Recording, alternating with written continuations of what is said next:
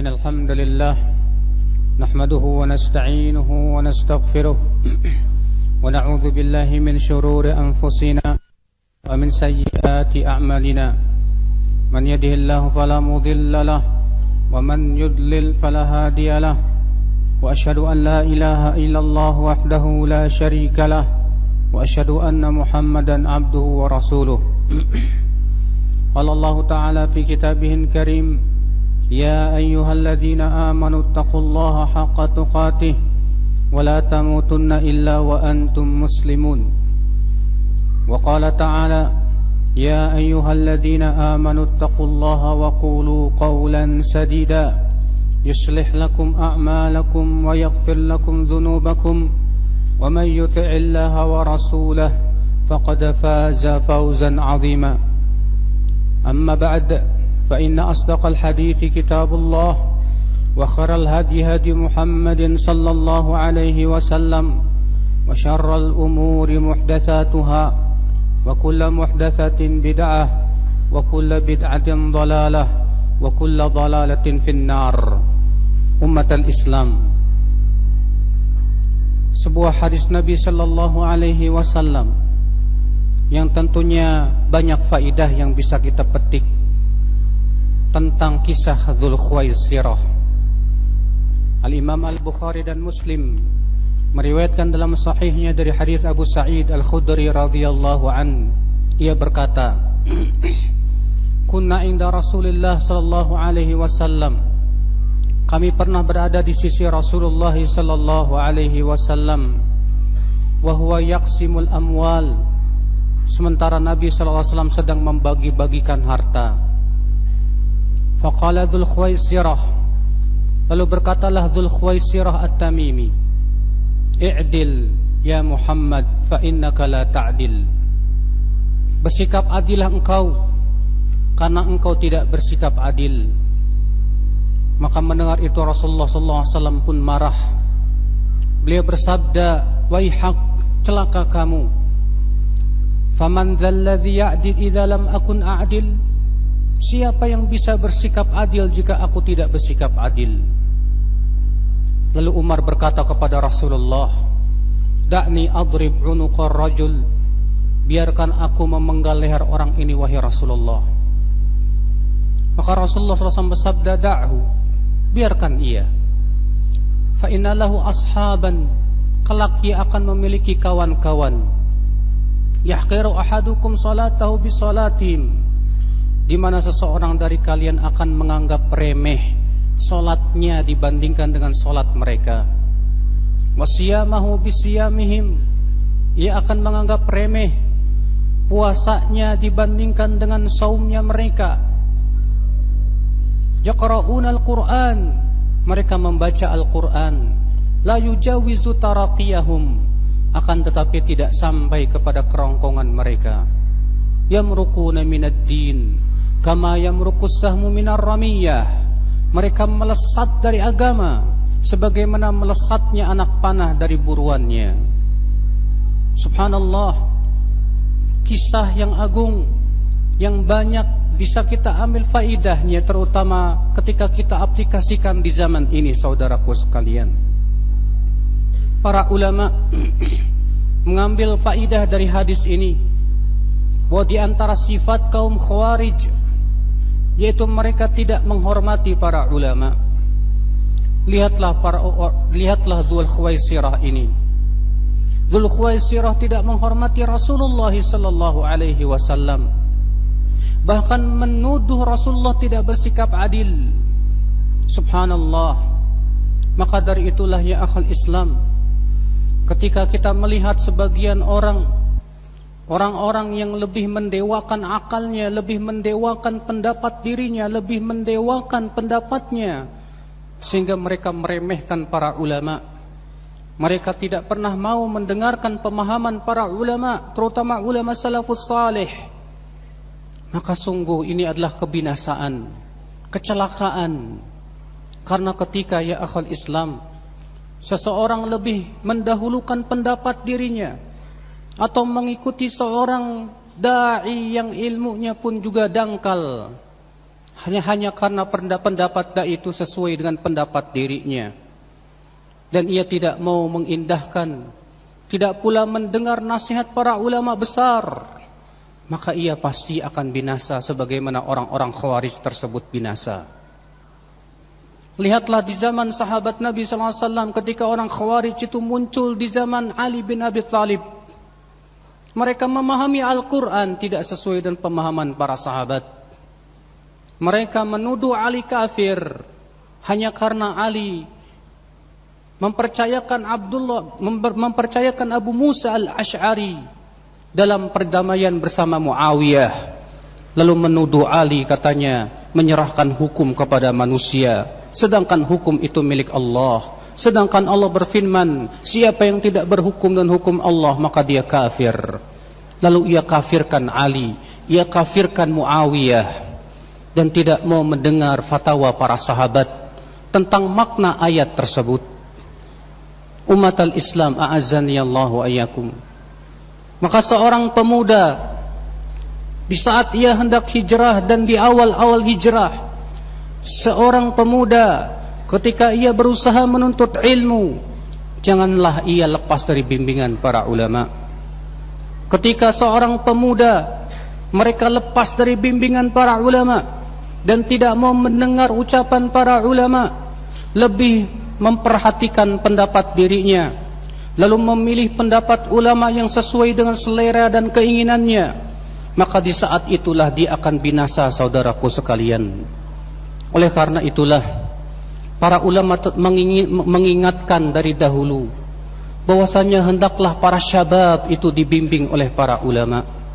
Karena ketika syabab itu dibimbing oleh orang-orang yang ternyata bukan para ulama, sebatas para dai-dai saja yang tidak mempunyai kekuatan ilmu, kekuatan dan kepemahaman yang sesuai dengan pemahaman para sahabat Rasulullah SAW, maka di saat ia akan menyimpang, saudaraku. Ikhwatul Islam. Kemudian Rasulullah SAW bersabda dalam hadis tersebut, apa kata Rasulullah SAW? Sesungguhnya akan muncul nanti ia bersama kawan-kawannya. Bagaimana sifatnya? Di mana seseorang dari kalian akan menganggap remeh salatnya dibandingkan dengan salat mereka, saumnya dibandingkan dengan saum mereka. Rasulullah mensifati bahwa orang Khawarij itu ahli ibadah, ahli di dalam salat, ahli di dalam puasa, saum.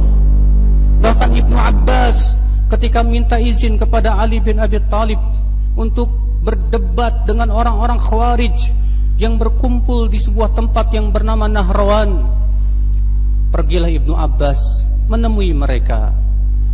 Dilihat oleh Ibnu Abbas, ternyata kata Ibnu Abbas, jidat mereka hitam, tangan mereka kapalan, badan mereka kurus, wajah mereka pucat. Karena setiap malam mereka sholat tak ada tidur, di waktu siang mereka berpuasa terus menerus. Luar biasa ibadahnya. Namun ya akhal Islam, Rasulullah tidak melihat ibadah mereka, karena keyakinan mereka yang menyesatkan, karena mereka memahami Al-Quran dengan pemahaman yang dangkal, karena mereka menghalalkan darah kaum muslimin. Mereka berusaha memahami Al-Quran dengan pemahamannya sendiri. Maka Rasulullah SAW mensifati mereka sebagai orang-orang Khawarij yang merukuna minad din, yang melesat dari agama. Maka janganlah kita tertipu dengan lahiriah seseorang yang kita lihat ia seorang ahli ibadah, kalau ternyata akidahnya menyesatkan, saudaraku sekalian. Ini dia Amr bin Ubaid. Dia seorang ahli ibadah, seorang yang sangat rajin ibadahnya kepada Allah. Akan tetapi para ulama tidak mau mengambil ilmunya, karena keyakinan dia, karena ia menolak takdir. Ia termasuk orang-orang Qadariyah, umat al-Islam. Kemudian Rasulullah SAW mensifatinya lagi, yaqra'una al-Qur'ana la yujawizu taraqiyahum. Mereka membaca Al-Quran, akan tetapi tidak sampai ke kerongkongan mereka. Rasulullah SAW bersabda dalam hadis ini, bahwa orang Khawarij itu disifati mereka suka membaca Al-Quran, akan tetapi tidak sampai ke kerongkongan mereka. Apa yang dimaksud dengan tidak sampai ke kerongkongan? Dalam riwayat Abu Daud, Rasulullah menjelaskan, yahsabuna annahu lahum wa huwa alaihim. Ia menyangka bahwasanya Al-Quran itu mendukung pendapat mereka, padahal tidak mendukung mereka. Kenapa? Dalam satu riwayat yang lain Rasul bersabda ketika mensifati orang Khawarij, hudatsaul asnan, sufahaul ahlam, mereka masih muda-muda belia dan pemahaman mereka pun dangkal. Karena pemahaman mereka yang dangkal sehingga mereka salah di dalam memahami Al-Quran. Mereka tidak mau merujuk para ulama, mereka tidak mau melihat pemahaman para sahabat Rasulullah sallallahu alaihi wasallam.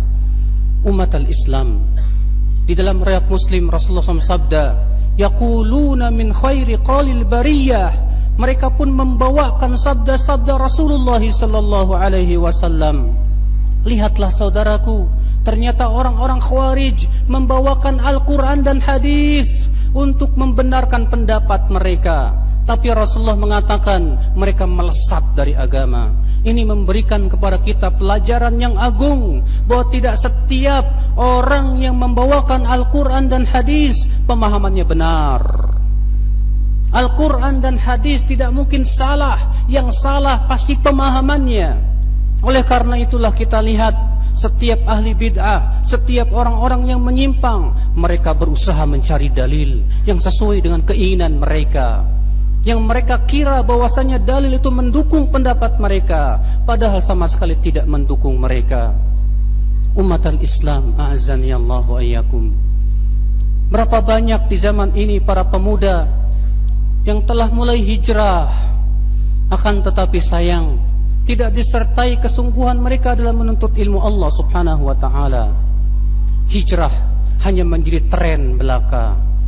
Hijrah bagi mereka seakan-akan itu jadi sebuah gaya saja, karena melihat artis fulan yang hijrah, karena melihat seleb fulan yang hijrah, lalu ia pun ikut-ikutan hijrah.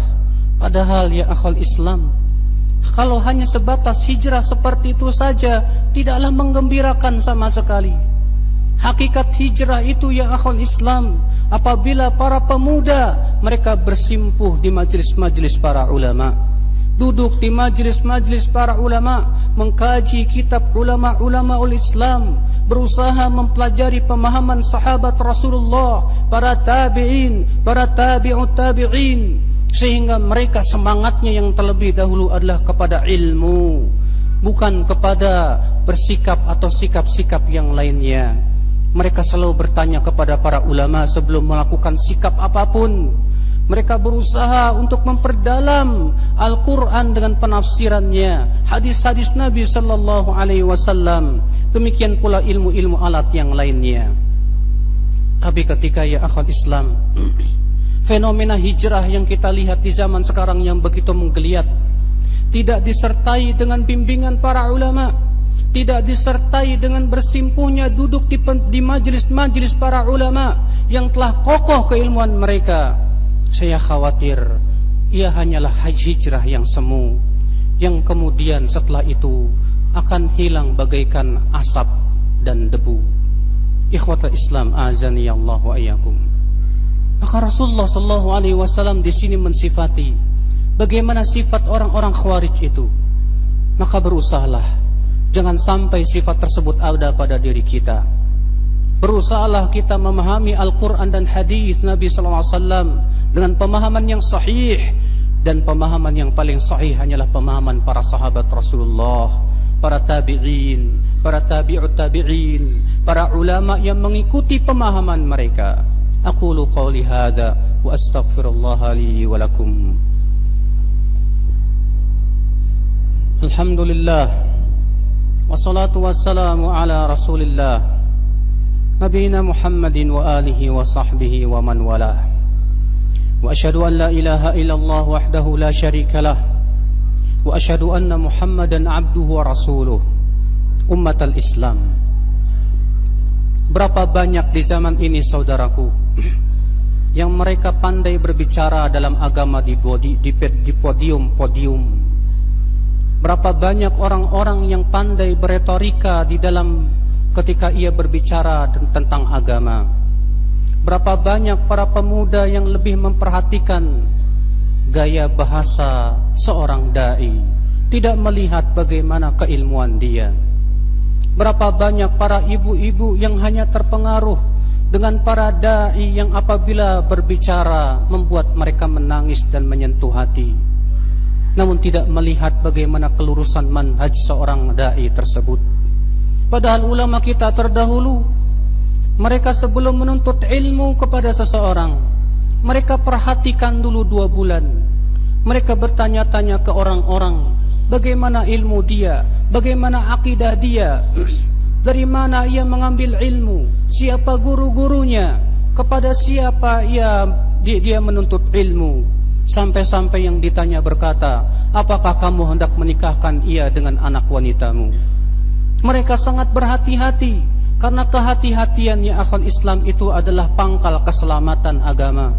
Ketika seseorang tidak berhati-hati, ia akan mudah terkena syubhat dan terombang-ambing dalam syubhat tersebut, sehingga akhirnya ia pun tersesat jalannya di awal ketika ia menuntut ilmu Allah Subhanahu wa taala. Ya akhal Islam, berapa banyak di zaman sekarang duat, dai yang membawakan Al-Qur'an dan hadis sesuai dengan pemahamannya sendiri, tidak merujuk pemahaman para sahabat, tidak pula para tabi'in, tidak pula para tabi'ut tabi'in. Berapa banyak orang-orang yang berdakwah, berceramah di televisi, ternyata mereka tidak bisa bahasa Arab, tidak pula menguasai ilmu-ilmu alat, sehingga akhirnya ia berbicara dengan ra'yunya belaka, ia berbicara hanya sebatas dengan pendapatnya saja, sehingga akhirnya yang seperti ini lebih banyak merugikan kaum muslimin daripada memberikan manfaat. Innallaha malaikatahu yusalluna 'alan nabi ya ayyuhalladzina amanu sallu 'alaihi wa sallimu taslima. Allahumma salli 'ala Muhammad wa 'ala ali Muhammad kama sallaita 'ala Ibrahim wa 'ala ali Ibrahim innaka Hamidum Majid. Wa barik 'ala Muhammad wa 'ala ali Muhammad kama barakta 'ala Ibrahim wa 'ala ali Ibrahim innaka Hamidum Majid. Allahumma ighfir lil muslimina wal muslimat wal mu'minina wal mu'minat al ahya'i minhum wal amwat innaka sami'un qaribun mujibud da'wat fa ya qadhiyal hajat. Allahumma tub alaina innaka antat tawwabur rahim. Allahumma taqabbal a'malana ya rabbal alamin. Allahumma tub alaina innaka antat tawwabur rahim. Allahumma atina fid dunya hasanah wa fil akhirati hasanah wa qina adzaban nar. Ibadallah, innallaha ya'muru bil adli wal ihsan wa ita'i dzil qurba wa yanha 'anil fahsya'i wal munkari wal baghi ya'idzukum la'allakum tadhakkarun. Fadhkurullahal 'azim yadhkurkum washkuruhu 'ala ni'amihi yazidkum.